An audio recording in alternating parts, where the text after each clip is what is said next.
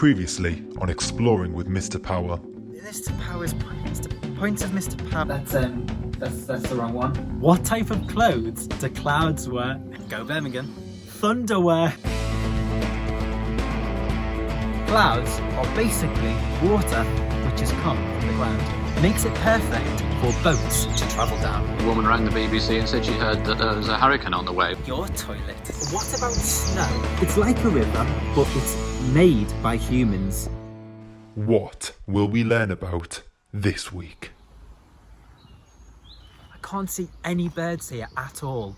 I've been looking for ages. Oh, didn't know you were recording. Right, this week we're going to be looking at birds. And along the way, as we go exploring, I'm going to show you quite a few different types of birds as well. Some of them you may know, and some of them might be totally new to you.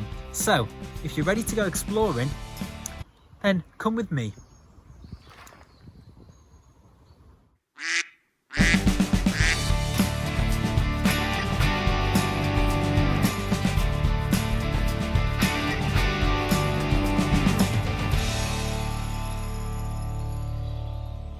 I'll take these, thank you. I'll be needing these today. Right, the birds I'm going to show you today are really common in the UK, but I'm going to show you a really simple trick and split them into three really easy categories. Type number one is the tweety bird, and those type of birds live in trees, they're really small and they tweet. You'll be seeing quite a few of them today. Number two are the ducky birds, a bit like a duck. They can float on water and they swim. We'll be seeing some of those in today's video. And type number three are the strong birds. And they're the type of birds which might eat other types of animals. They might be really big and tall. And if you're lucky, you might see one of those in today's video.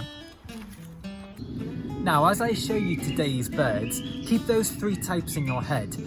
And every bird I show you, have a think, what do they look like? What can you see? How would you describe them? And now we're going to start with this bird. And it's a duck, you might call it, but it's actually called a mallard. Have a practice at saying that, mallard. Now here is a male or a boy mallard. And what can you see? What colours? The way you can see a male mallard is because of its grey body and green head. Now let's look at a female or a girl mallard. They look slightly different. Have a look. How are they different then? The girl has no green or grey, but it's all brown all over. What is the same about them? They both have beaks and they're both the same size. Now mallards are about 30 to 40 centimetres big, which is about that size, so they're not that big actually. And they're obviously a type of duck and they float on the water. I wonder what type of bird they could be. They eat berries, they eat plants, they eat insects and even different types of seed. Now let's have a listen to what they sound like.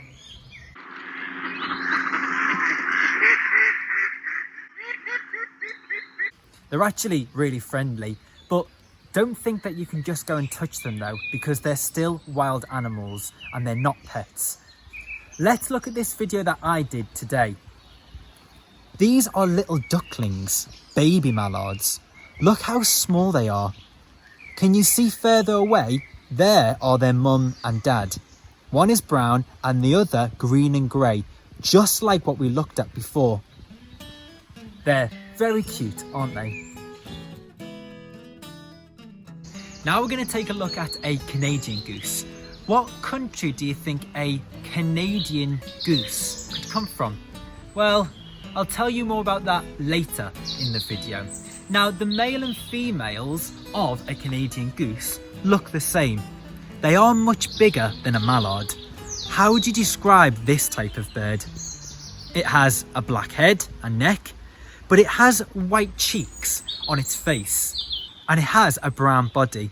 They also have a really long neck.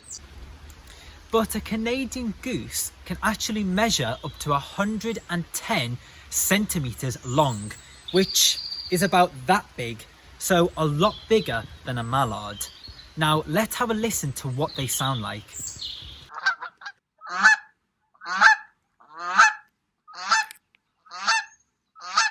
They are really loud when they call to each other, and people who actually live near Canadian geese get really annoyed at them because they are so loud. Canadian geese also eat grass, leaves and different types of seeds. And here is another video. When I was walking, I saw a mum, dad and their baby geese. Now, baby geese have a name and they're called goslings. Goslings. They will swim the day after they've been born and they'll start flying at just 2 months old. Now let's have a very different type of bird. Take a look at this one. This is called a heron. Heron. And these are very different looking. How would you describe this type of bird? Look how big and sharp their beaks look. A beak is the long bit on a bird's face. Look at its neck. It's like the letter S. They have a few colours. They have grey, white, black and an orange beak. And look how long their legs are as well. Now, herons are a really strong type of bird, and that means they can eat other animals. They might eat mice, they can eat rats, and they can even eat smaller birds, including ducklings and goslings, like the ones I've just shown you, which is really sad. But don't worry, because that's why the babies stay with their mum and dad, so that they can always be protected. Now, herons can be up to 120 centimetres tall, and that's pretty big. That might even be taller than you. Whew. Now, can you get that camera away from me? It's a bit close.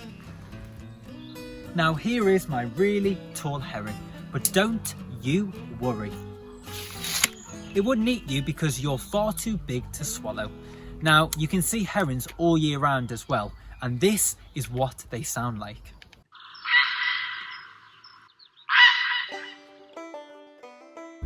Here are 3 of Mr. Power's points. Have I mentioned that you can feed bread to birds? No, I haven't, and that's because it's not very healthy for them. You can feed them anything I've already mentioned, including fat balls like this one, and bits of fruit, and potatoes are also really good for birds, but not chips, obviously. Canadian geese come from Canada, and when it gets a bit too cold for them, then they will fly to another area or country, and they can fly up to 40 miles per hour, and they can fly up to 1,500 miles in one day. Now that is hard work.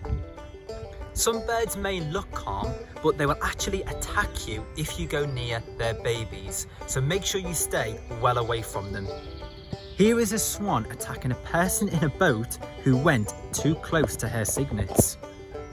And this Canada goose attacks so that she can protect her babies too. Ouch! Now let's get back to exploring more types of birds. You will have probably heard of the name of our next bird. It's called a magpie, like when you magpie an idea in school. That's because magpies are known for taking things back to their nests, a bit like taking an idea for your writing in English. Here is a magpie. They're not that big, but look at the colours. How would you describe a magpie? Well, quite simple. They're black and white. Now, a magpie is around 30 centimetres long, which is about that big. So they're not too big, and they live in trees. Now, because a magpie takes a lot of things, that means it also eats a lot of things as well. From plants, small animals, to even food left on the street. If it can be eaten, a magpie will definitely take it. And here is what a magpie sounds like.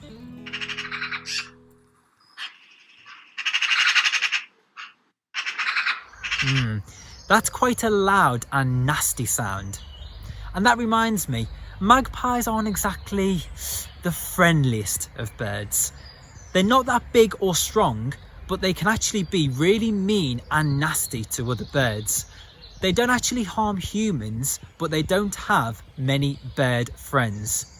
But I tell you what they do have, they have a lot of personality. Our next bird is a seagull. Although you might call it a seagull, but the actual name for this bird is a herring gull. Herring gull. And what do you notice about these birds? Yep, they're white, grey and black. But what bright colours can you see? Yep, that's right. A big yellow beak with a little bit of red on.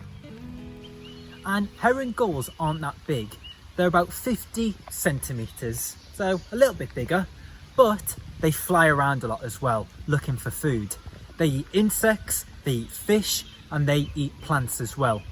Sadly, they'll also eat rubbish that's left on the ground, and that is really bad for them, and it can even kill them. That's why you shouldn't litter. Now, people sometimes call a herring gull a seagull because it's a type of gull that is by the sea. But actually, you can see a herring gull by any water. You can see it in lakes, rivers, and even canals. Join Mr. Power in episode 1 as he takes you on an epic adventure down the Birmingham Canal Network. Anyway, here is what a herring gull sounds like.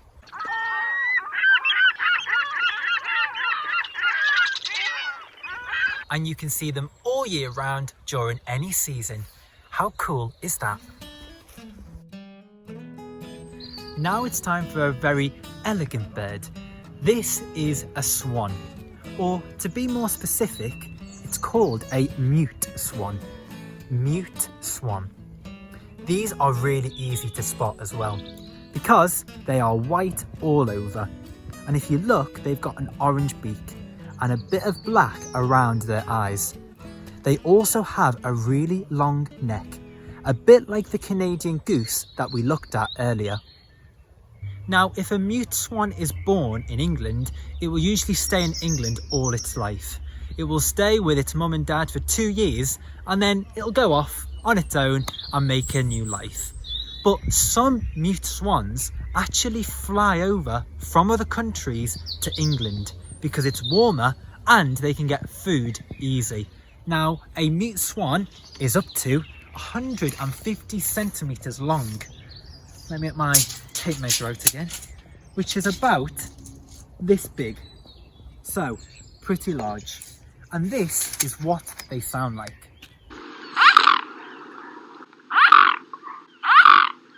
And here is a mum mute swan with her babies. A baby swan is called a cygnet. Cygnet. There are a lot of swans in the UK because many people protect them and see them as pretty and nice to look at.